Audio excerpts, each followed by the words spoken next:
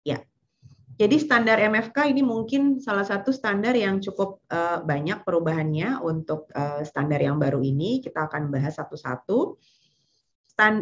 Dasar dari standar ini adalah Undang-Undang Nomor 44 Tahun 2009 mengenai rumah sakit, yaitu rumah sakit dibangun serta dilengkapi dengan sarana, prasarana, dan peralatan yang dapat difungsikan serta dipelihara sedemikian rupa untuk mendapatkan keamanan, mencegah kebakaran atau bencana, dengan terjaminnya keamanan, kesehatan, dan keselamatan pasien, petugas, pengunjung, dan lingkungan rumah sakit. Jadi ini memang satu standar yang sangat besar. MFK ini mungkin paling banyak temuannya kalau kita survei di banyak rumah sakit di Indonesia, karena memang banyak rumah sakit yang mungkin belum menyadari bahwa MFK ini itu sebenarnya satu bagian yang sangat penting. Ya, biasanya kalau di rumah sakit kita berpikir dari sisi rumah sakitnya saja, dari sisi klinisnya. Tapi kalau sebenarnya kita melihat, kalau kita lihat dari undang-undangnya saja seperti ini adalah sebenarnya satu bagian yang sama besar. Jadi kalau tadi sisi klinisnya, baik dokter maupun yang lainnya PPA itu memberikan, tapi di sisi yang satunya lagi, fasilitas ini adalah suatu penunjang yang sangat penting untuk mendapatkan suatu lingkungan kerja yang aman. Ya, jadi kita akan bahas satu-satu bagaimana kita mempunyai lingkungan kerja yang aman. Ya, seluruhnya kita ada 10 fokus area untuk standar MFK ini. Ada 16 standar dan kemudian ada juga 72 EP. Ya, cukup banyak ya Bapak Ibu. Untuk fokus areanya di sini ada kepemimpinan dan keperencanaan, keselamatan, kemudian keamanan, pengelolaan bahan berbahaya dan beracun atau B3 dan limbah B3, proteksi kebakaran, kemudian konstruksi dan renovasi, penanganan kedaruratan dan bencana, peralatan medis, sistem utilitas, dan juga pelatihan. Ya, ini semuanya juga satu yang sangat besar, sehingga memang siapapun yang menjadi kepala dari tim MFK ini atau K3RS ini adalah sesuatu yang pekerjaannya sangat rumit karena banyak sekali fokus area yang harus dicakup oleh mereka. Ya. Untuk standar MFK 1, di sini sudah pasti rumah sakit mematuhi persyaratan sesuai dengan peraturan perundang-undangan yang berkaitan dengan bangunan, prasarana, dan peralatan medis di rumah sakit. Ya, elemennya yang pertama adalah menetapkan regulasi terkait MFK ini yang meliputi poin A sampai J, ya. Nanti kita bahas. Kemudian juga yang nomor 2 yang paling penting adalah melengkapi izin-izin dan sertifikasi yang masih berlaku. Ya, rasanya kalau ini sama seperti akreditasi yang sudah pernah kita persiapkan sebelumnya, izin apa yang harus kita persiapkan, sertifikasi apa yang harus dipersiapkan, itu sama, ya, tidak ada yang berubah. Kemudian nomor 3, pimpinan rumah sakit memenuhi perencanaan anggaran sumber daya serta memastikan rumah sakit memenuhi persyaratan undang-undang. Ya, jadi artinya tadi tentunya untuk mendapatkan izin-izin tertentu tadi atau sertifikasi tadi harus ada perencanaan anggarannya agar sumber dayanya sesuai untuk dikeluarkan izin dan juga memiliki sertifikasi yang memang paling terkini dan masih berlaku pada saat survei tersebut dilakukan. Ya. Ini tadi fokusnya yang 10 itu, ya, kita sudah bahas satu-satu. Jadi kita bikin satu saja regulasinya untuk 10 fokus standar tadi, A sampai dengan J. Ya, jadi buat satu regulasi untuk semuanya sampai selesai. Ya. Untuk standar MFK 2, di sini ada penanggung jawab yang kompeten. Ya, jadi kalau tadi regulasinya sudah ada, maka sekarang siapa yang akan melaksanakan? Jadi penanggung jawab ini harus memiliki kompetensi dan pengalaman untuk mengelola fasilitas dan keselamatan di rumah sakit. Ya, kalau sudah ada penanggung jawab MFK, sudah pasti ada programnya. Ya, itu diminta dalam elemen B. Nah, programnya ini tadi volumenya poinnya juga A sampai J, ya, balik lagi ke yang tadi Bapak Ibu, yang ini programnya isinya semua. Dan kemudian penanggung jawab MFK tadi melakukan pengawasan dan evaluasi MFK setiap tahunnya meliputi poin A sampai G pada maksud dan tujuan serta melakukan penyesuaian program apabila diperlukan. Ya. Kemudian penerapan program MFK pada tenant atau penyewa lahan yang berada di lingkungan rumah sakit meliputi poin A sampai E yang ada pada maksud dan tujuan. Ya, jadi Bapak Ibu nanti bisa baca mana yang khusus untuk tenant, ya, mana juga yang khusus untuk program MFK di rumah sakit. Ya. Nah, ruang lingkup dan penanggung jawab tugas dan penanggung jawab MFK ini ada beberapa Bapak Ibu. Yang pertama adalah keselamatan. Ya, jadi kalau keselamatan ini berbau dengan sesuatu yang berbau fisik ke rumah sakit. Ya, jadi tadi bangunan, prasarana, fasilitas, ya, konstruksi, kemudian peralatan rumah sakit yang tidak menimbulkan bahaya dan resiko bagi staf dan pengunjung. Kalau keamanan itu adalah proses perlindungannya. Ya, perlindungan dari mana? Dari kehilangan, dari kerusakan, gangguan, dan akses atau penggunaan yang tidak sah. Juga harus bertanggung jawab terhadap bahan dan limbah berbahaya. Dalam hal ini termasuk pengelolaan B3 dan juga radioaktif kalau memang rumah sakitnya ada ya penggunaan alat-alat radioaktif, dan bahan berbahaya lainnya itu dikontrol dan limbah berbahaya dibuang dengan aman. Jadi setiap jenis limbah itu punya cara pembuangan tersendiri, tidak sama. Ya apalagi kalau dia limbah radioaktif itu tergantung jenis radioaktif yang digunakan itu memiliki cara pembuangan yang berbeda, Bapak Ibu ya.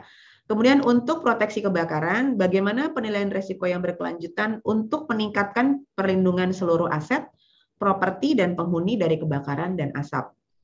Ya, jadi kebakaran ini sesuatu yang tidak hanya sifatnya hanya sekedar kita sebenarnya punya apar gitu ya, tapi aparnya tadi apakah sudah sesuai, apakah jumlahnya cukup gitu ya, apakah tadi sesuai juga dengan tipe dari ruangan yang dilindungi. Ya contohnya misalnya medical record itu aparnya akan berbeda ya. Ruangan IT server itu aparnya akan berbeda. Jadi semua orang atau ruang MRI misalnya aparnya akan berbeda.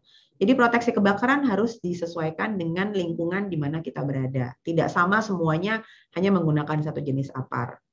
Kemudian yang kelima adalah penanganan kedaruratan dan bencana. Ya, jadi kalau sampai terjadi suatu bencana, keadaan darurat, misalnya seperti contoh gempa bumi, ya, atau ada tsunami, misalnya contoh, bagaimana tadi keadaan tersebut direncanakan secara efektif, termasuk evaluasi integritas struktural dan non struktural lingkungan pelayanan dan perawatan. Ya, apakah bangunan tersebut misalnya sudah tahan gempa? Apakah bangunan tersebut misalnya kalau ada tsunami bagaimana kita ininya gitu? Atau banjir misalnya, paling sering ya.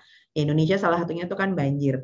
Bagaimana nih kalau banjir nanti apakah pasiennya harus evakuasi misalnya semua? Ya, itu salah satu contoh.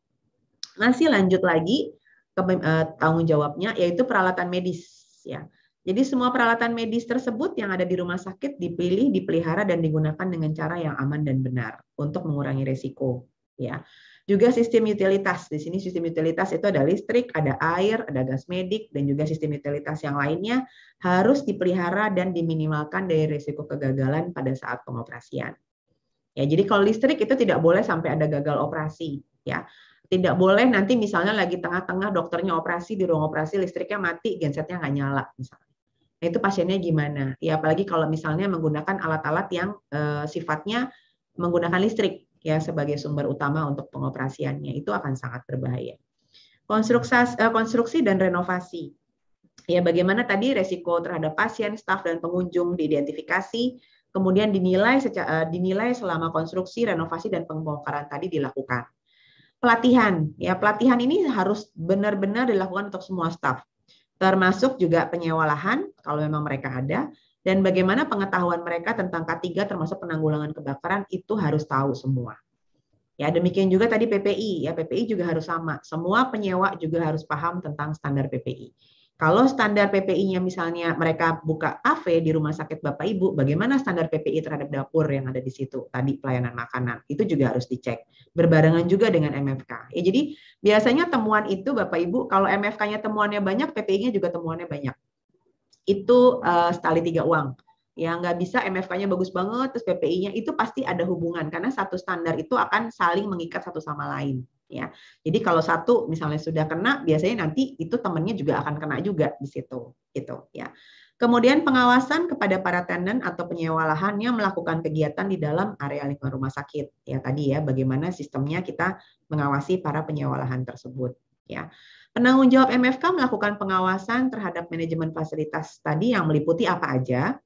Yang pasti semua aspek program MFK itu harus dilakukan pengawasan. Ya, dan juga harus memberikan rekomendasi untuk ruangan, peralatan medis, teknologi, dan sumber daya. Dan tadi pengawasannya harus konsisten dan berkesinambungan, ada edukasi bagi staf, ada pelaksanaan pengujian atau testing dan pemantauan program. Ya, jadi kalau misalnya tadi program bencana, gimana cara pengujiannya? Ya, kalau alat medis, pengujiannya seperti apa? Penilaian ulang secara berkala dan merevisi program MFK jika dibutuhkan. Ya, laporan tahunan kepada direktur, dan juga pengorganisasian dan pengelolaan laporan insiden atau kejadian terkait dengan MFK untuk selanjutnya dilakukan analisis dan upaya perbaikan dari laporan-laporan tersebut. Ya, jadi laporan-laporan yang terkait dengan kejadian-kejadian yang ada dalam manajemen fasilitas dan lingkungan setelah keselamatan itu semuanya harus ada laporannya dan ada analisa serta upaya perbaikannya. Nah, kompetensinya tentunya banyak jadinya ya. Artinya seseorang ini harus punya pengalaman atau mampu mengelola dan mengawasi hal-hal yang berhubungan dengan satu yang udah pasti K3, ya, keselamatan dan kesehatan kerja. Yang kedua, scheduling atau kesehatan lingkungan. Yang ketiga, farmasi. Ini tentunya bukan berkaitannya dengan obat ya Bapak Ibu, tapi tentang tadi bahan berbahaya dan beracun. Kemudian pengelolaan alat kesehatan, tadi ya, manajemen utilitas untuk alat-alat kesehatan, serta juga pengelolaan utilitas itu sendiri. Jadi artinya tidak mungkin satu orang di dalam sebagai ketua pelaksana MFK ini paham terhadap semuanya. Jadi kalau Bapak Ibu memungkinkan, buatlah tim untuk MFK di rumah sakit yang isinya orang-orang yang paham terhadap ini. Gitu. Karena nggak mungkin seseorang misalnya, saya dokter juga, perawat juga, fisioterapi juga, kan nggak mungkin gitu ya. Jadi pasti Bapak Ibu harus buat tim, siapa yang menjadi kepalanya, silahkan salah satu dari orang ini, tapi kemudian ada tim yang memang masing-masing punya kekuatan di bidang ini, gitu, yang akan saling membantu dan kemudian berkoordinasi ke depannya untuk melaksanakan semua kegiatan MFK. Ya. Masuk ke MFK 3, di sini tentang keselamatan. Ya. Jadi yang diminta adalah rumah sakit mengelola dan memantau keselamatan, yang meliputi satu, pengelolaan risiko keselamatan di lingkungan rumah sakit secara komprehensif. Yang kedua, penyediaan fasilitas, ya. Jadi bagaimana fasilitas pendukung yang aman untuk mencegah kecelakaan dan cedera, penyakit akibat kerja, mengurangi bahaya dan risiko, serta mempertahankan kondisi aman bagi pasien, keluarga, staf, dan pengunjung. Ya. Yang ketiga adalah ronde fasilitas atau pemeriksaan fasilitas dan lingkungan secara berkala dan dilaporkan sebagai dasar perencanaan anggaran untuk perbaikan, penggantian, atau upgrading. Ya, jadi memang yang namanya tim MFK ini tuh salah satu tim yang mungkin dalam waktu 365 hari itu paling jarang tidurnya. Ya, karena memang pekerjaan mereka kalau dilihat dari fokus standarnya itu sangat besar. Ya, jadi rumah sakit itu ibaratnya tidak bisa berjalan kalau MFK di rumah sakit itu tidak berjalan dengan baik. Bukan hanya dokternya saja, tapi juga fasilitasnya harus diperhatikan. Ya. Elemen penilaiannya di sini ada proses pengelolaan keselamatan yang meliputi poin A sampai C pada maksud dan tujuan. Ya, tadi kita sudah lihat. Ada integrasi program kesehatan dan keselamatan kerja staf dalam program MFK.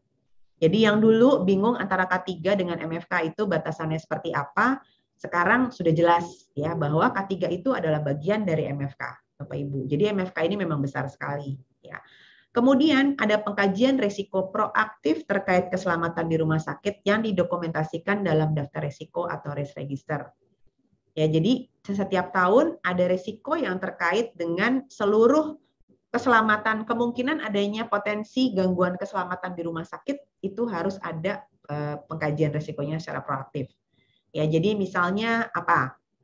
Contohnya misalnya kalau ada sesuatu yang menurut kita misalnya sudah harusnya diganti tapi belum diganti, maka itu secara risiko, secara proaktif harus menjadi prioritas untuk diganti. Kenapa? Karena kalau itu tidak diganti, maka itu akan membahayakan keselamatan untuk pasien di rumah sakit. Ya, jadi nanti orang MFK ini juga harus paham mengenai manajemen risiko. Ya, jadi manajemen risiko itu ada di semua, ya, bukan hanya sekedar di PMKP atau di TKRS saja, tapi ada juga di MFK, ada juga di PPI. Ya, jadi memang semua dalam satu rumah sakit harus paham mengenai manajemen risiko. Dan yang terakhir untuk elemen D-nya, ada pemantauan risiko keselamatan yang dilaporkan setiap 6 bulan kepada pimpinan rumah sakit. Ya, jadi kalau di dalam hal ini sebagai kepala MFK, tahu potensi apa yang akan terjadi untuk keselamatan dan bagaimana itu dilakukan tindak lanjutnya dan bagaimana itu dilaporkan kepada pimpinan rumah sakit setiap 6 bulan. Kalau tadi keselamatan, maka sekarang keamanan. Ya, jadi tadi terkait fisik, kalau sekarang terkait dengan keamanan. Ya, keamanan adalah bagaimana lingkungan yang aman. Ya, lingkungan yang aman untuk siapa? Untuk semua. Untuk staf, untuk pasien, untuk pengunjung. Ya. Bagaimana kita menjamin suatu lingkungan yang aman, misalnya dengan memberikan identitas atau tanda pengenal. Ya. Bagaimana melakukan pemeriksaan dan pemantauan keamanan fasilitas dan lingkungan secara berkala. Ya, jadi kalau misalnya ada security, bagaimana security-nya melakukan ronde untuk melihat apakah ada gangguan terhadap potensi terjadinya gangguan keamanan ya dan fasilitas lingkungan. Ya, kemudian juga pemantauan pada area beresiko. Ya, jadi kalau ada area yang memang terpencil, misalnya gitu, tidak sering dijangkau, mungkin harus ditaruh CCTV di situ. Jadi bagaimana menjamin keamanan di semua lingkungan rumah sakit, tidak hanya di bagian yang banyak orang, tapi juga di bagian yang sedikit orang atau mungkin jarang dijangkau oleh orang. Ya, melindungi semua individu yang ada dalam lingkungan rumah sakit terhadap kekerasan, kejahatan, dan ancaman. Ya, jadi jangan sampai tiba-tiba misalnya ada orang yang masuk ke dalam rumah sakit kemudian melakukan kekerasan misalnya kepada perawat misalnya atau kepada staf admisi kita atau mungkin staf informasi yang ada di rumah sakit. Ya, itu bagian dari keamanan. Menghindari kehilangan, kerusakan dan pengerusakan barang milik pribadi baik di dalam rumah sakit. Ya, jadi kalau di rumah sakit kita mewajibkan atau kita harus bisa menjaga keamanan dari barang-barang milik pasien. Walaupun tanggung jawabnya tidak 100% ada di kita. Ya, tapi kita harus punya proses untuk menjaga atau mengelola barang-barang milik pasien tersebut. Ya, karena pada saat mereka masuk ke rumah sakit, walaupun kita fasilitas umum, tetap bagaimanapun tanggung jawab kita. Ya, walaupun di depan nanti mungkin pada waktu masuk pasiennya sudah tanda tangan bahwa karena ini fasilitas umum, ya kalau hilang ya berarti kita tidak bertanggung jawab. Betul, tapi tetap ada proses untuk mengawasi itu. Tidak berarti karena itu tanggung jawab pribadi, kemudian kita tidak melakukan pengawasan. Ya. Untuk elemen penilaiannya di sini yang pertama ada prosesnya, ya tadi A sampai E-nya apa. Ada pengkajian risiko proaktifnya, ya, dan kemudian membuat daftar risiko di rumah sakit. Kemudian ada pemantauan risiko keamanan dan yang dilaporkan setiap 6 bulan kepada direktur. Ya, jadi sama nih untuk tadi keselamatan dan keamanan ada pengelolaannya, ada pengkajian risikonya, kemudian ada pemantauan risikonya. Ya, jadi itu yang Bapak Ibu harus buat. Kita masuk ke standar lanjutnya, yaitu kalau keselamatan dan keamanan sudah selesai, kita masuk ke bagaimana pengelolaan bahan berbahaya dan beracun dan limbah B3. Ya, di sini rumah sakit menetapkan dan menerapkan pengelolaan bahan berbahaya beracun sesuai dengan peraturan perundangan. Ya, jadi nomor 1 nanti kita bahas poin sampai hanya bagaimana melaksanakan proses pengelolaannya. Ya, dan juga tadi ada nomor 2-nya diminta lagi pengkajian risiko secara proaktif terkait pengelolaan B3. Ya, jadi misalnya kalau kita punya daftar B3, bagaimana kita melakukan pengkajian risiko mana dari daftar B3 kita ini yang paling berbahaya. Ya, contoh, misalnya kalau di rumah sakit kita menggunakan formalin, itu salah satu bahan B3 yang paling berbahaya. Ya, semuanya berbahaya, terhirup berbahaya, ya kemudian kena kontak kena tangan atau kulit itu berbahaya, kena mata apalagi ya. Jadi semua tentang formalin itu kayaknya nggak ada yang nggak berbahaya. Nah, bagaimana kita melakukan pengkajian resikonya? Kemudian kalau memang itu berbahaya, bagaimana kita melengkapi staf untuk kalau ada pajanan, ya. Apakah ada tadi body washer atau ada eye wash station misalnya gitu, atau ada spill kit kalau ada tumpahan. Ya, bagaimana mereka mengawasi itu. Kemudian staf dapat menjelaskan dan memperagakan bagaimana penanganan tumpahan B3. Jadi kalau ada B3 dan macam-macamnya, kalau yang tumpahannya seperti ini, bagaimana cara menanganinya. Kalau tumpahannya misalnya darah seperti apa. Kalau tumpahannya misalnya yang lain gitu ya, misalnya contohnya itu seperti apa. Jadi itu yang harus dibuat regulasinya oleh rumah sakit. Dan kemudian staf dapat menjelaskan dan atau memperagakan tindakan, kewaspadaan, prosedur, dan partisipasi dalam penyimpanan, penanganan, dan pembuangan limbah B3. Jadi mereka tahu bagaimana menggunakannya dengan aman, bagaimana membuangnya, bagaimana kalau sampai terjadi paparan, dan bagaimana kalau terjadi ada tumpahan. Ya, jadi itu yang harus diedukasi kepada seluruh staf kita tentang bagaimana menggunakan B3 yang baik dan benar dan aman di rumah sakit. Ya. Jadi kalau mau kita menggunakan B3 yang aman di rumah sakit, ada proses-proses yang harus kita lalui. Yang pertama pasti harus ada inventarisasinya dulu. Ya, jadi di rumah sakit kita itu ada B3-nya apa aja, jenisnya apa, jumlahnya apa, simbolnya seperti apa, lokasinya di mana. Ya, itu harus jelas dulu. Kalau sudah ada, maka bagaimana penanganan, penyimpanan, dan penggunaannya. Ya, artinya kalau misalnya tadi, formalin itu adanya di mana? Di laboratorium dan misalnya di OK. Terkait karena memang dipakai untuk pengawetan potongan ya. Jadi kalau ada misalnya pemeriksaan PA itu diawetkan dengan formalin misalnya. Bagaimana penanganannya, bagaimana penyimpanan, bagaimana penggunaannya itu harus jelas. Kemudian bagaimana APD-nya kalau memang diperlukan dan prosedur penggunaannya. Ya, jadi kalau terjadi tumpahan atau paparan itu mereka tidak akan terkontaminasi. Pelatihannya apa sih yang dibutuhkan oleh staf? Ya, kalau harus menangani B3. Rambu-rambunya atau labelnya seperti apa? Ya, kita punya beberapa label untuk B3 ya, dan itu harus terisi untuk setiap kemasan yang B3 yang ada di rumah sakit. Ya, jadi setiap kemasan tadi selain label juga harus ada label B3 ini gitu. Ya, label ini artinya termasuk kategori yang mana untuk B3-nya dan tadi apa APD yang diperlukan. Nanti itu biasanya akan berhubungan dengan MSDS ya atau Material Safety Data Sheet. Jadi kalau MSDS-nya seperti apa, labelnya itu seperti apa juga harus sesuai. Ya. Pelaporan dan investigasi kalau ada tumpahan atau exposure, ya jadi kalau ada staf yang terpajan itu harus ada laporannya. Dokumentasinya, jadi kalau tadi B3 tadi itu belinya di mana?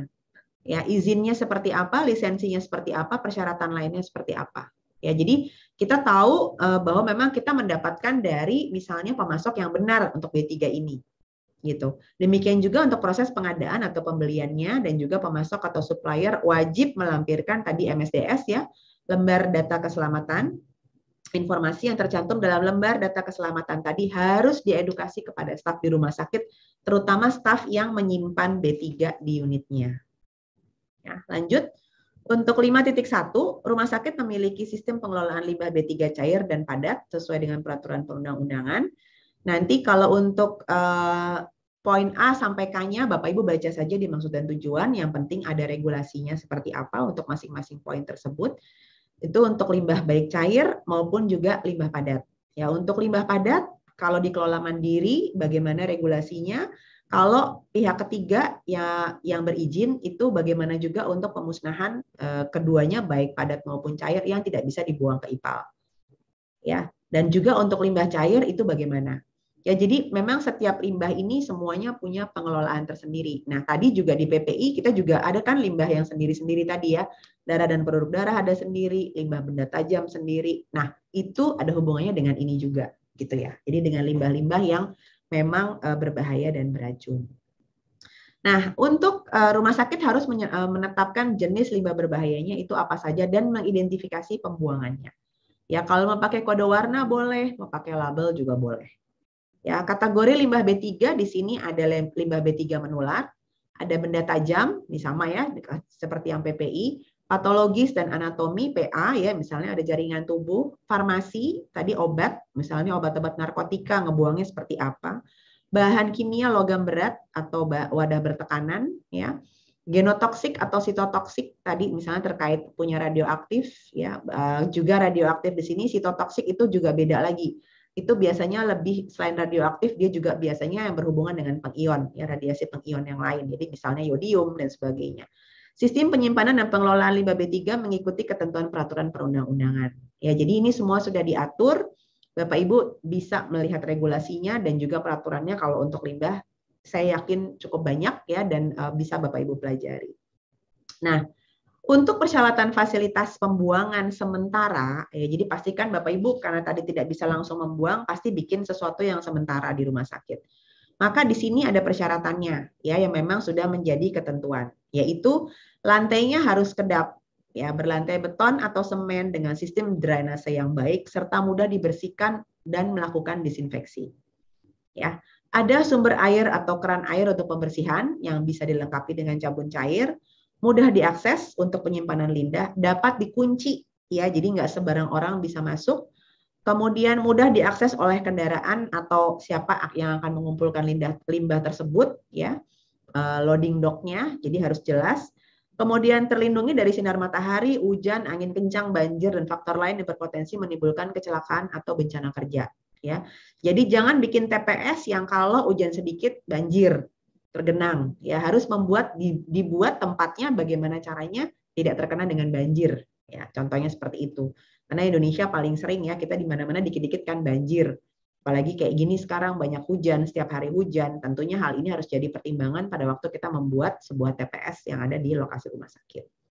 Ya, terlindung dari hewan, kucing, serangga, burung. Ya, jangan sampai nanti ada kucing di situ terus jadi mati ya karena misalnya kecemplung atau gimana ya. Dilengkapi dengan ventilasi dan pencahayaan yang baik dan memadai. Ada perputaran udara ya karena di dalam limbah-limbah ini pasti ada bau.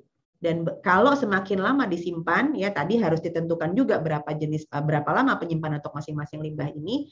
Pasti di dalam suatu periode tadi ada bau dan bau itu harus bisa diputar ya, harus bisa mewakili sistem ventilasi yang baik. Kemudian berjarak jauh dari tempat penyimpanan atau penyiapan makanan, harus jauh dari dapur ya, nggak boleh dekat-dekat. Kemudian peralatan pembersihannya, siapa yang membersihkan itu harus jelas pakai APD apa. Ya, jadi tadi misalnya mau kapan pakai masker, kapan pakai penutup kepala, kacamata, goggle, sepatu bot dan sebagainya ini harus betul-betul diatur di dalam regulasi Bapak Ibu sekalian. Dan juga dinding, lantai dan juga langit-langit tadi di tempat TPS tadi harus dalam keadaan bersih termasuk pembersihan lantai setiap hari. Ya, jadi tidak boleh nanti kalau kita masuk itu sudah lebih tinggi dari kita tumpukannya. Ya, artinya kalau sudah seperti lebih dari itu, bagaimana proses pengambilannya? Ya, bagaimana kerjasama Bapak Ibu dengan KSO atau vendor untuk pengambilan tadi limbah-limbah tadi? Ya, itu akan menjadi pertanyaan. Jadi usahakan memang bisa diambil sesering mungkin sehingga tidak menjadi potensi bahaya untuk rumah sakit, baik tadi dari sisi infeksi atau juga dari sisi beracunnya, gitu ya. Jadi hal-hal tersebut yang harus kita betul-betul kita kelola resikonya dengan baik agar fungsi-fungsi tadi dapat dipertahankan. Untuk standar MFK 6 ini adalah proteksi kebakaran ya. Jadi ada proses untuk mencegah, menanggulangi bahaya kebakaran dan menyediakan sarana jalan keluar yang aman dari fasilitas sebagai respon terhadap kebakaran dan keadaan darurat lainnya ya. Jadi harus diperhatikan bagaimana jalan keluar yang aman kalau sampai terjadi emergency, bagaimana proses evakuasi bisa dilakukan dari jalan keluar tersebut ya. Jadi elemen penilaiannya di sini ada beberapa yang mau diminta. Yang pertama adalah ada pengkajian risiko kebakaran secara proaktif. Lagi-lagi pengkajian proaktif ya. Nanti silakan baca poin A sampai I-nya apa. Kemudian didokumentasikan dalam daftar risk register atau daftar risiko ya. Kemudian ada proses proteksi kebakaran yang meliputi poin A sampai F pada maksud dan tujuan. Itu juga Bapak Ibu tinggal lihat aja apa aja ya. Ada kebijakan dan pemantauan larangan merokok bagi area di rumah sakit. Kemudian ada pengkajian risiko proteksi kebakaran. Ya, jadi kalau sudah ada alatnya di rumah sakit gitu ya, harus ada pengkajiannya terhadap risiko proteksi kebakaran. Apakah semua alat yang kita punya ini memang sudah bisa mengurangi terjadinya risiko kebakaran tadi gitu ya. Apakah kalau di sini memang cukup dengan APAR? Apakah kalau di sini harus pakai sprinkler? Apakah kalau di sini harus pakai deteksi misalnya panas misalnya gitu, heat detector, atau harus dilengkapi dengan yang lainnya? Itu harus ada pengkajiannya masing-masing ya. Dan itu akan tidak sama untuk setiap gedung karena juga tadi setiap gedung tadi sesuai jenis tingkatnya juga akan berbeda ya. Kalau dia lantainya cuma 2 lantai rumah sakitnya sama rumah sakit yang mungkin 13 atau 20 lantai akan beda bagaimana program proteksi kebakarannya ya. Kemudian rumah sakit memastikan semua staf memahami proses proteksi kebakaran termasuk melakukan pelatihan penggunaan APAR, hidran dan simulasi kebakaran setiap tahun ya. Jadi kalau Bapak Ibu perhatikan APAR, hidran dan simulasi kebakaran itu 3 hal yang berbeda. Ya, kalau sekarang kita seringnya kan cuma pelatihan pakai APAR, terus semprot-semprot pakai karung goni yang basah itu ya, kemudian kita kasih karung goni itu udah, ya. Tapi simulasi kebakarannya tidak pernah dilakukan. Yang paling sering seperti itu. Ya, tapi simulasi kebakaran adalah kalau terjadi kebakaran, bagaimana proses evakuasi dilakukan. Berapa menit yang diperlukan untuk mengevakuasi semua pasien yang ada di rumah sakit pada saat kebakaran. Kemudian kejadian apa yang menghalangi terjadinya evakuasi tersebut, itu semua harus dinilai ya. Dan kemudian di poin F, peralatan pemadaman kebakaran aktif dan sistem peringatan dini serta proteksi kebakaran secara pasif telah diinventarisasikan, diperiksa dan diuji coba serta dipelihara sesuai dengan peraturan perundang. Jadi tadi APAR, kemudian hidran, heat detector, semua itu harus ada listnya kapan diperiksa terakhir, masih berfungsi dengan baik atau tidak, uji cobanya terakhir kapan, ya, dan bagaimana kalau sampai terjadi itu sudah diuji cobakan, ditestingkan, ya dinyalain tuh nyala atau tidak. Ya, misalnya kalau dia heat detector, ya coba aja kita kasih api, nyala nggak heat detectornya. Misalnya contoh sepatu atau sprinklernya mengeluarkan air nggak pada saat misalnya ada asap atau ada api. Ya contohnya seperti itu. Nah, untuk pengkajian resiko kebakaran, di sini kita bisa menggunakan beberapa hal. Yang pertama adalah lakukan kompartemen bangunan untuk mengisolasi asap atau api. Ya, jadi kalau misalnya ada suatu kebakaran, agar tidak menyebar dari satu area ke area yang lainnya, maka buatlah suatu area kompartemen. Bagaimana cara membangun kompartemen itu? Ya. Kemudian kalau dia ada laundry atau ada binatu, kemudian area berbahaya di ruang di atas plafon, ya. Karena kalau laundry ada yang memakai sistem laundry dengan laundry chute, ya. Jadi yang pakai kayak perosotan gitu untuk taruh laundrynya kemudian diturunkan ke bawah, itu juga berpotensi untuk menjadi penyebaran api dan asap pada waktu terjadi kebakaran. Tempat pengelolaan sampah udah pasti, ya. Kalau ada sampah di situ kemungkinan ada hal-hal yang mudah terbakar yang akan bisa meningkatkan terjadinya resiko kebakaran. Pintu keluar darurat yang aman, seperti apa emergency exit-nya. Dapur itu udah pasti, ya, termasuk peralatan memasak dan juga minyak yang dihasilkan. Misalnya pembuangan minyaknya itu juga menjadi area yang mungkin menjadi resiko kebakaran. Sistem dan peralatan listrik baik darurat maupun alternatif serta jalur kabel dan instalasinya. Ya, jadi kabel yang sudah tua mungkin ya beresiko untuk korslet dan sebagainya itu adalah termasuk pengkajian resiko kebakaran yang harus dibuat oleh tim MFK. Ya. Kemudian penyimpanan dan penanganan bahan yang berpotensi mudah kebakar, ya, misalnya cairannya apa, gas medis dan sebagainya, itu harus ada juga. Prosedur dan tindakan untuk mencegah dan mengelola kebakaran akibat pembedahan. Ya, jadi kalau misalnya kauter contoh yang dipakai di OK itu kan biasanya bisa menyebabkan juga kalau dia korslet, ya, bisa keluar percikan juga di situ. Jadi hal-hal yang bisa menyebabkan korslet dimanapun itu berada harus menjadi bagian dari pengkajian risiko kebakaran di rumah sakit.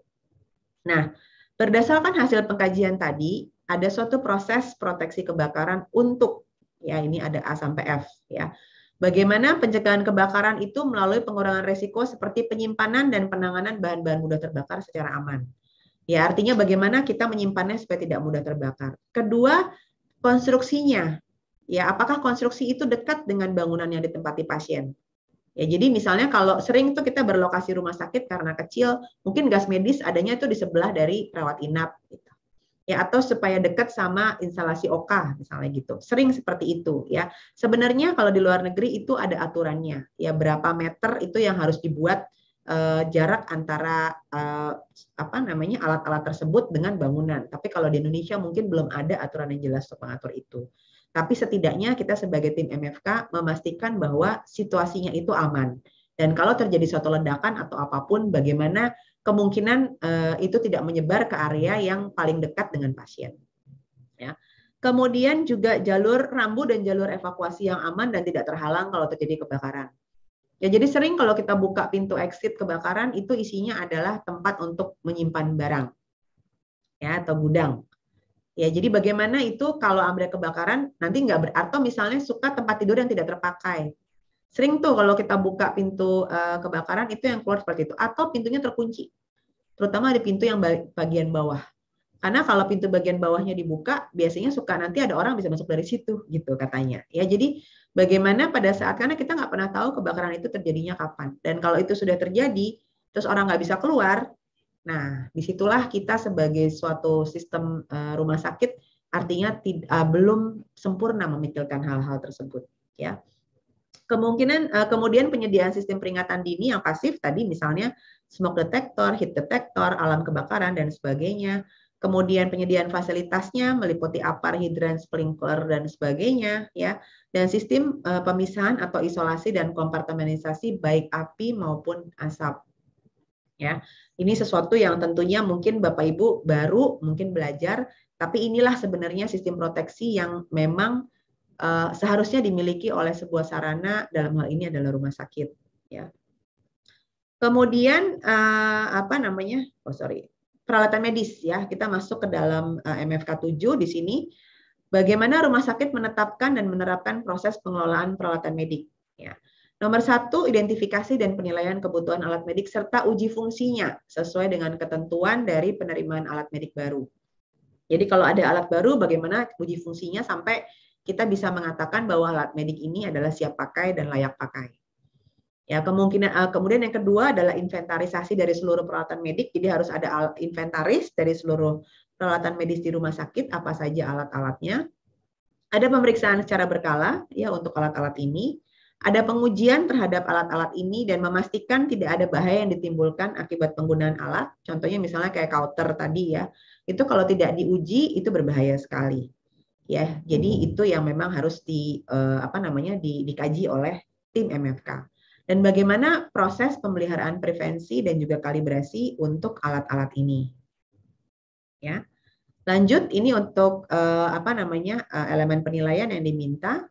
Nomor 1 ada prosesnya. Jadi jelas dulu proses apa yang dipakai untuk pengelolaan peralatan medik di rumah sakit sesuai maksud tadi ya, yang ada dalam maksud dan tujuan. Kemudian siapa penanggung jawabnya? Ini biasanya ATEM ya. Kemudian bagaimana pengkajian risiko peralatan medik secara proaktif. Jadi tadi dalam peralatan medik tadi harus ditentukan juga siapa yang punya risiko paling berbahaya. Ya, kemudian ada bukti perbaikan kalau memang ada perbaikan yang harus dilakukan oleh pihak yang berwenang dan kompeten. Jadi artinya tidak dibenerin sendiri gitu contohnya ya. Kalau kompeten iya nggak apa-apa, tapi kalau tidak kompeten ternyata cuman misalnya tidak membetulkan secara utuh gitu atau tidak membetulkan secara benar, itu juga berpotensi untuk menyebabkan potensi cedera lagi nanti penggunaan alat yang berikutnya. Gitu. Kemudian bagaimana menerapkan pemantauan dan pemberitahuan kerusakan atau malfungsi dan penarikan atau recall. Jadi kalau alat-alat ini sudah rusak, bagaimana proses penarikannya. Dan kalau alat ini ternyata memang sudah terbukti berbahaya, misalnya ada rekomendasi dari entah kolegium atau juga mungkin manufaktur dan sebagainya, itu bagaimana proses penarikan alatnya. Dan yang penting ada laporan terkait insiden keselamatan pasien yang menggunakan alat-alat medik ini. Ya, jadi ini sekarang betul-betul yang namanya tim MFK itu kerjanya betul-betul kalau saya bilang 365 hari itu nggak tidur. Karena memang tadi 10 hal ini semuanya itu 10 hal yang berjalan di dalam keseharian kita di rumah sakit. Ya. Untuk utilitas, ini kita mungkin nggak akan bahas satu-satu. Ya, untuk MFK 8 itu yang pasti ada prosesnya bagaimana untuk memastikan semua sistem utilitas itu berfungsi. Ya, dalam hal ini meliputi pemeriksaan, pemeliharaan, dan perbaikan. Kemudian nomor 2 tadi 8.1-nya adalah oke, ada prosesnya, dilakukan atau tidak gitu ya. Jadi kalau sudah ada prosesnya maka dilakukan atau tidak pemeriksaan, pemeliharaan dan perbaikan. Kalau sudah dilakukan juga 8.2 masuk ke utilitas yang minimal yaitu adanya air bersih dan listrik dan juga sumber cadangan dan alternatif persediaan air dan listrik kalau terjadi gangguan baik sistem kegagalan sistem, kontaminasi atau juga terputusnya sistem. Jadi misalnya gini, kalau ada misalnya ada gempa bumi, terus tiba-tiba pipa air kita yang ada di bawah itu misalnya tidak berfungsi. Bagaimana caranya untuk bisa tetap mendapatkan air bagi rumah sakit? Itu contoh. Ya. Kemudian uji coba atau uji beban listrik dan sumber air cadangan atau alternatif. Jadi tadi kalau kita mau minta pertolongan keluar, kepada siapa kita minta pertolongan dan berapa lama pertolongan itu datang. Yaitu harus diuji cobakan. Ya kalau Bapak Ibu bekerja sama misalnya, oke, air di sini misalnya rusak, saya harus beli air. Beli airnya kemana? Berapa lama itu akan datang?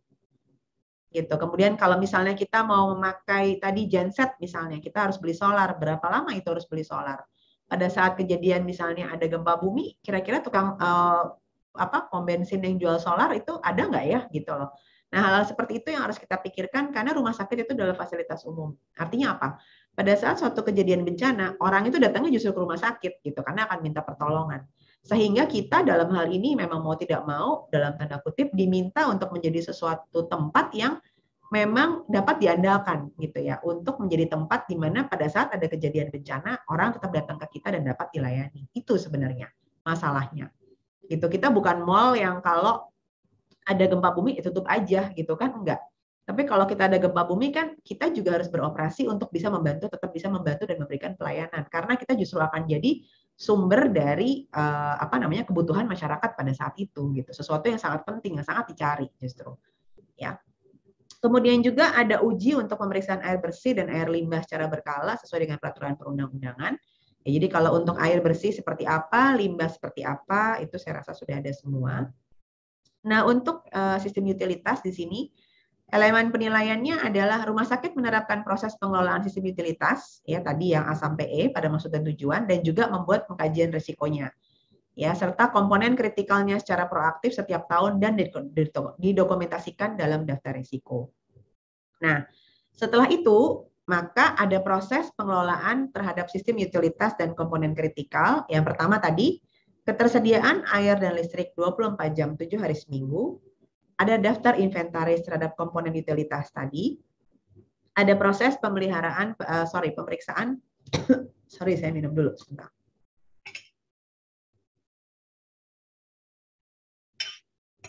Ada proses pemeliharaan serta pemeriksaan dan upaya perbaikannya. Ada jadwalnya yang reguler, ya kapan dilakukan pemeriksaan, uji fungsi dan pemeliharaannya, serta pelabelan.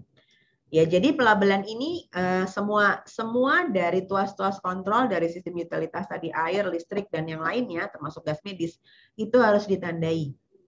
Ya, kemana dibuka. Jadi misalnya buka itu ke kanan, tutup itu ke kiri. Ya, tujuannya apa? Pada saat ada kejadian bencana, kita harus bisa minta tolong siapa saja untuk mematikan sistem utilitas yang harus dimatikan. Ya contoh, misalnya pada waktu ada kebakaran, siapapun harus bisa men-shutdown oksigen yang ada di dalam ruangan di tempat kebakaran itu terjadi. Nah, siapa yang bisa melakukan shutdown kalau tidak tahu kemana membuka dan menutup? Ya itulah sebabnya kenapa semua tuas kontrol atau sistem tadi harus diberikan pelabelan kapan dibuka dan kapan ditutup itu arahnya kemana, dan petugas yang bekerja di area itu harus paham. Ya sehingga kebakarannya tidak menjadi lebih besar. Ya karena semua sistem oksigennya sudah bisa langsung dimatikan pada satu kali, misalnya satu kali di off itu berarti sudah mati semua misalnya gitu. Ya itu kan sesuatu hal yang sangat fatal kalau sampai tidak ada yang tidak bisa melakukan. Ya. Kemudian untuk 8.1 di sini ada inventarisasi sistem utilitas dan komponen kritikalnya yang tadi ada infeksi secara berkala, diuji secara berkala, dipelihara berdasarkan kriteria yang sudah ditetapkan dan diperbaiki kalau diperlukan. Ya. 8.21 ini melanjutin yang tadi, ada uji coba sumber air dan listrik cadangan atau alternatif. Kemudian ada dokumentasinya ya untuk masing-masing, air sendiri, listrik sendiri. Dan juga rumah sakit mempunyai tempat dan jumlah bahan bakar untuk sumber listrik cadangan atau alternatif yang mencukupi. Ya, jadi kalau punya solar itu cukup untuk mengganti berapa lama pemadaman. Itu harus dihitung. Dan kalau memang itu berhenti gitu ya, bagaimana mendapatkannya kembali? Dan kalau misalnya pada kondisi bencana, bagaimana mendapatkannya kembali? Itu sebabnya jumlah dan tempat bahan bakar tadi memang harus jelas. Gitu, dan memang harus sudah diuji tahan terhadap sekian hari gitu ya, sekian jam, dan berapa yang diperlukan sebagai jumlah minimal yang harus disimpan di rumah sakit ya. Untuk sistem utilitas di sini ada proses untuk sistem utilitas terhadap keadaan darurat ya. Dalam hal ini adalah air bersih tadi sama, listrik juga sama. Kemudian rumah sakit mengidentifikasi area dan pelayanan yang berisiko tinggi kalau terjadi kegagalan air bersih dan listrik tadi ya.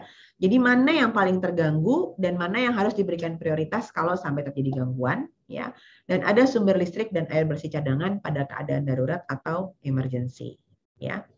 Untuk mempersiapkan diri terhadap keadaan darurat, maka ini harus ada proses ini, yaitu identifikasinya, kemudian pengujinya, dokumentasinya, dan juga tadi sumber air cadangan ya atau listrik cadangan ya.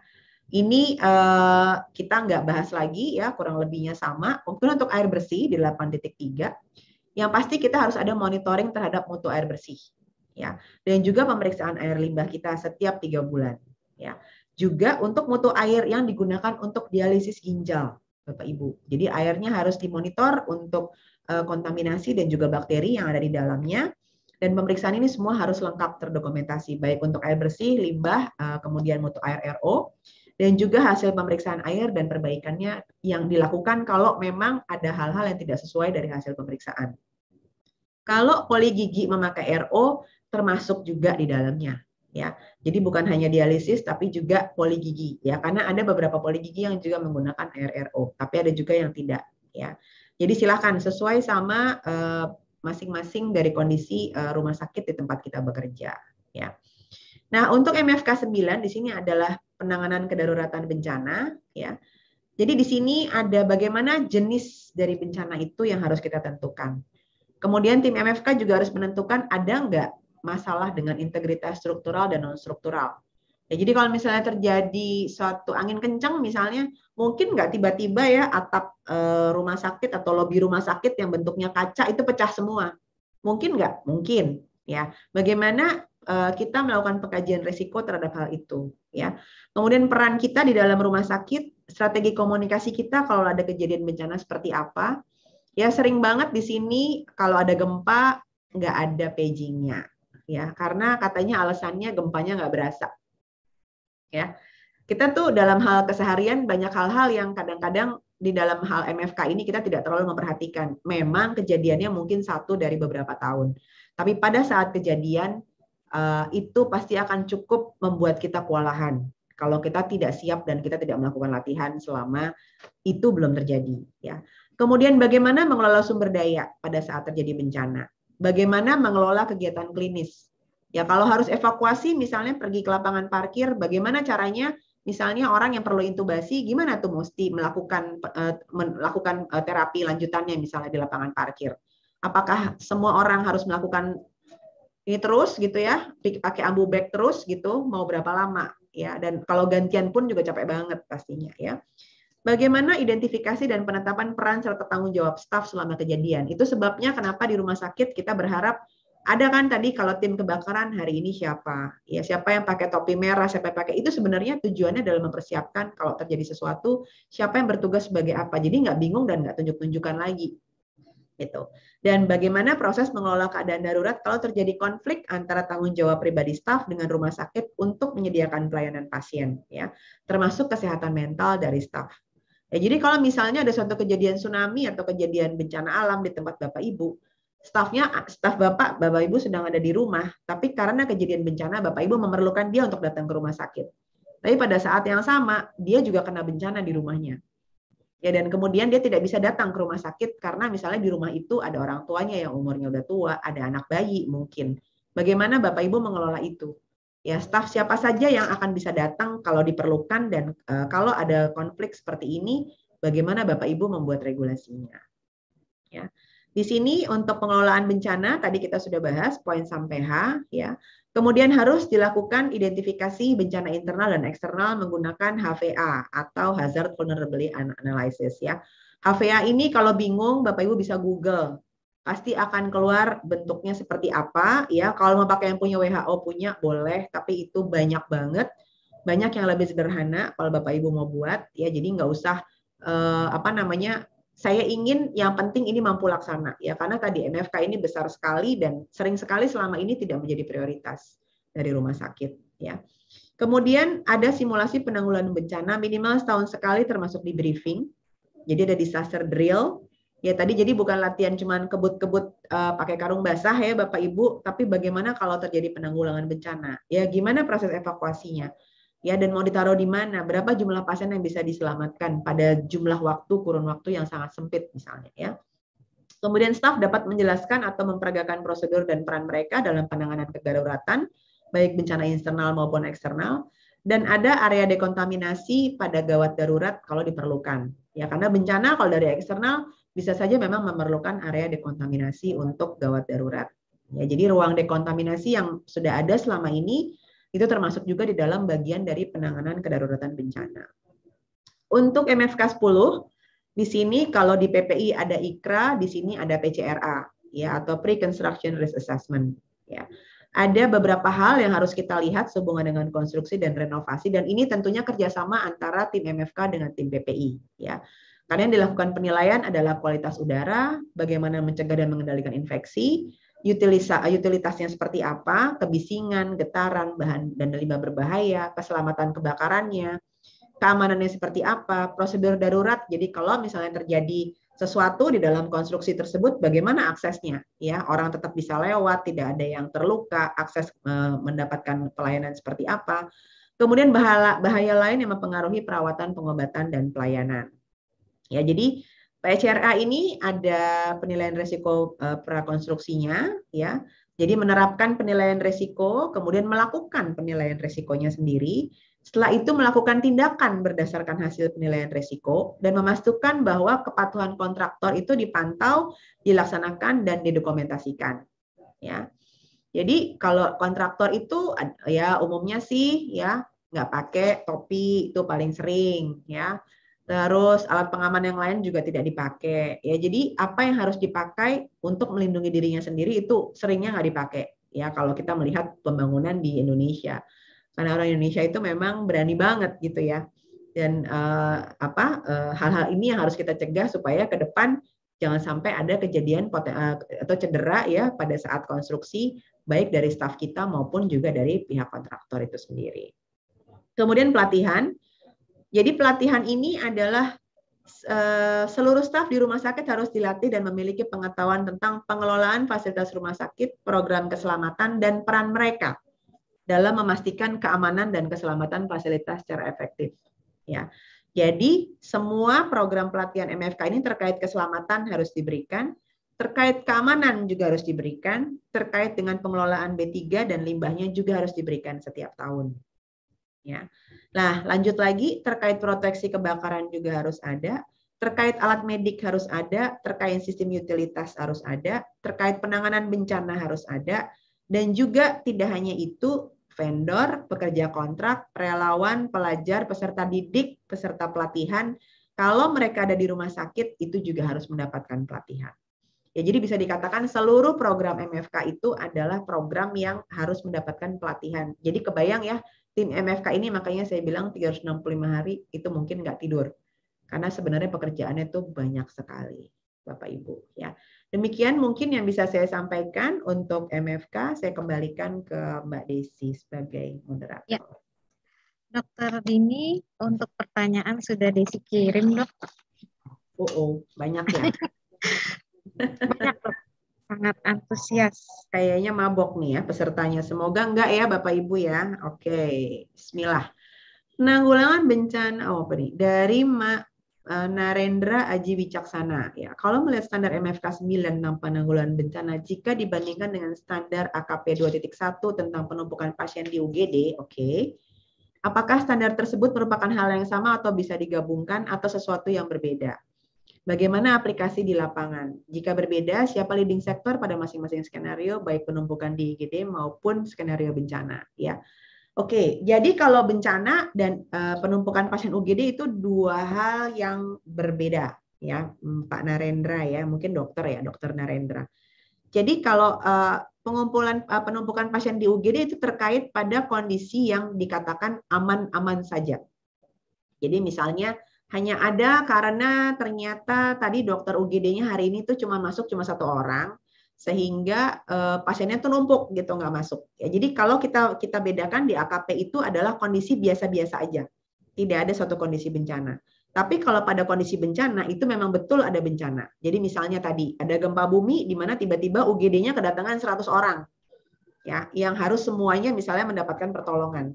Bagaimana prosesnya untuk melakukan triasenya di situ? Siapa yang harus mendapatkan pertolongan pertama, siapa yang mendapat pertolongan kedua, siapa yang ketiga. Nah, itu harus ada. Jadi beda ya. Kalau tadi pada kondisi biasa-biasa aja, triase juga dilakukan, tapi tidak pada kondisi bencana. Penanggung jawabnya ya tentunya kalau untuk yang flow di UGD itu tadi manajemen dan juga tim UGD. Kalau pada waktu bencana, itu adalah tim yang sudah ditunjuk oleh rumah sakit untuk penanganan bencana. Yang pastinya itu adalah tim MFK rumah sakit. Nomor 1. Ya, bekerja sama dengan medis dalam hal itu.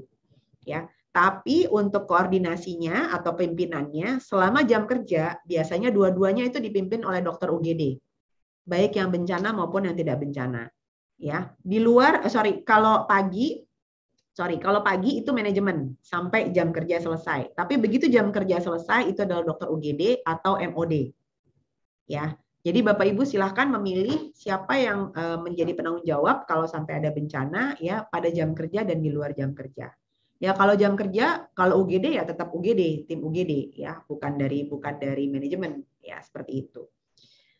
Kemudian Ibu Ai Diana Puspawati, MFK 2. Penanggung jawab MFK itu harus regulasi khusus tentang pedoman pengorganisasian MFK atau bisa saja menggunakan regulasi yang ada. Kalau di rumah sakit saya yaitu regulasi pedoman pengorganisasian K3RS setelah dikaji poin-poinnya atau harus bagaimana. Iya. Jadi tadi 5 poin itu harus masuk ya. Jadi bukan hanya K3. Jadi kemampuannya harus bisa mengelola semua itu. Ya, jadi manajemen lingkungan juga harus bisa, fasilitas juga bisa, ya. Kemudian tadi farmasi juga harus bisa, Ibu baca yang poin A sampai E-nya. Nah, jadi tadi saya katakan satu orang nggak bisa megang semua. Kepalanya silahkan ditentukan siapa yang menurut Bapak Ibu paling kompeten. Tapi dia pasti harus punya tim yang sama kompetennya dengan dia untuk masing-masing area itu. Tadi ya saya bilang saya nggak bisa jadi dokter, jadi perawat juga, jadi farmasi juga, jadi fisioterapi juga kan nggak bisa. Ya, jadi harus ada yang atem yang jago siapa, untuk yang counseling yang jago siapa, ya, untuk yang farmasi yang jago siapa itu harus ada semua. Ya. Kemudian ini tadi jika dari Dokter Anita Rosalina Siregar. Jika keterbatasan SDM, pelayanan laboratorium dan radiologi tidak sampai 24 jam, tapi ada jadwal on call untuk petugas, apakah bisa? Boleh, ya. Tapi yang harus dipastikan di situ adalah apakah memang kalau on call itu betul-betul petugasnya datang. Ya. Jadi artinya jangan sampai Bapak Ibu bikin on call tapi giliran ditanya atau giliran pada kenyataannya orangnya ternyata tidak datang. Ya, jadi bagaimana memastikan bahwa pelayanan pasien itu tetap terjadi gitu ya, atau pasien itu tidak mendapat penundaan pelayanan karena tadi sistem on call tadi. Itu yang Bapak Ibu harus pastikan. Ya. Kemudian dari Dr. Ausvin Geniusman, MHKes, apakah standar MFK ini standar dengan K3RS? Jadi tadi ya, dokter, K3RS itu hanya bagian dari MFK. Ya, jadi silahkan tadi dibaca lagi untuk uraian tugasnya itu semuanya selengkap itu. Jadi silahkan dipilih semuanya siapa yang bisa mewakili. Jadi MFK ini salah satunya hanya K3RS. Kalau dulu itu kayaknya K3RS semuanya, kalau sekarang sudah lebih jelas ya mana yang menjadi bagian K3RS dan mana yang bukan. Ya, jadi tolong diperhatikan. Nah, ini ada sarjana teknik nih, Pak Arief Wisaksono ya. Izin bertanya, terkait MFK penanggung jawab yang kompeten apakah diwajibkan bersertifikasi? Dan jika wajib, lembaga apakah? Iya. Jadi kalau untuk hal ini tentunya sesuai dengan kalau kita pada dasarnya kalau kita melihat siapa yang paling kompeten untuk menjadi penanggung jawab MFK itu yang paling tahu pasti adalah manajemen. Ya, kita tidak mengharuskan ada sertifikasi khusus. Kalau ada pelatihan boleh, ya, karena ini adalah kerjasama tim. Jadi tadi jangan sampai kita jadi terfokus pada harus ada pelatihan sertifikat MFK. Boleh kalau mau ada, ya. Tapi pasti ada orang dari semua uraian tugas yang A sampai E tadi, siapa yang paling kompeten menurut Bapak Ibu. Itu saja yang dijadikan sebagai kepala. Ya, kalau pelatihannya untuk semua silahkan mau dibuat pelatihan, mau internal boleh, mau eksternal boleh, tidak ada ketetapannya. Ya, yang penting pada waktu kita survei ke rumah sakit, semua program fokus standar 1 sampai 10 ini ada. Ya, siapa yang melaksanakan itu kita serahkan kepada Bapak Ibu. Ya, jadi sekarang ini standarnya memang lebih terbuka, lebih memungkinkan kita untuk bisa mencapai suatu pencapaian yang baik, ya. Dan juga tadi dari sisi sertifikasinya mau internal boleh, mau eksternal juga boleh, ya. Dan kalau memang belum ada sertifikasinya, kalau memang dia tadi misalnya seorang sarjana counseling, kita anggap sudah kompeten, atau misalnya seorang sarjana K3RS, ya sudah kompeten juga gitu. Ya tinggal bagaimana memadukan ini menjadi satu tim yang memang bisa saling bekerja sama. Ya, untuk Mbak Helena pertanyaannya sama ya dengan Pak Arief Wicaksono. Saya nggak lanjutkan. Kemudian ada Bu Faisal, Pak Faisal Amin Dalimunte. Pelayanan PAP jika hanya ada satu apoteker farmasi klinik, apakah semua CPPT harus diisi? Ya, jadi gini ya, farmasi klinis itu pasti dapatnya susah. Demikian juga dengan apoteker. Kalau Bapak Ibu misalnya hanya tadi ingin melakukan mengenai untuk pelayanan PAP, hal-hal yang bisa dikerjakan oleh apoteker atau farmasi klinis tadi itu boleh dilatihkan kepada AA untuk melakukan pekerjaan farmasi klinis atau apoteker pada saat mereka tidak ada. Dan kemudian tapi terakhirnya itu harus direview oleh si apoteker atau oleh si farmasi klinis. Ya, jadi kita tahu bahwa nggak semua rumah sakit atau bukan masalah mungkin masalah resources, tapi mencarinya juga sulit gitu ya, kan harus pelatihan dulu dan sebagainya.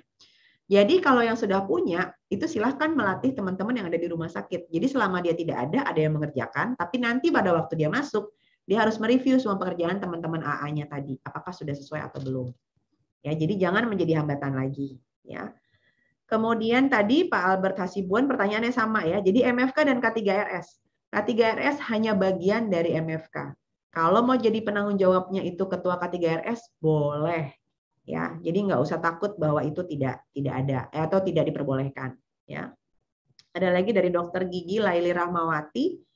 Yang dimaksud dengan APAR berbeda-beda dengan ruangannya seperti apa? Ya, APAR itu berbeda-beda ya. Jadi ada APAR yang itu misalnya aman untuk kalau dia jatuhnya itu di ruang rekam medik itu biasanya bentuknya bubuk ya. Kemudian juga untuk APAR yang berbau dipakai untuk ruang MRI itu berarti MRI compatible. Jadi artinya dia tidak nempel dengan mesin MRI-nya. Ya, jadi itu nanti Ibu bisa belajar ya. Banyak memang MFK ini ilmunya tuh luas sekali Bapak Ibu belajar MFK. Jadi banyak hal yang Bapak Ibu akan tahu bahwa tidak semua APAR yang digunakan itu sama. Jenisnya tuh berbeda-beda. Ya. Kalau dijelaskan di sini nanti kita habis waktu ya, tapi kira-kira seperti itu. Udah habis sih Mbak Desi pertanyaan.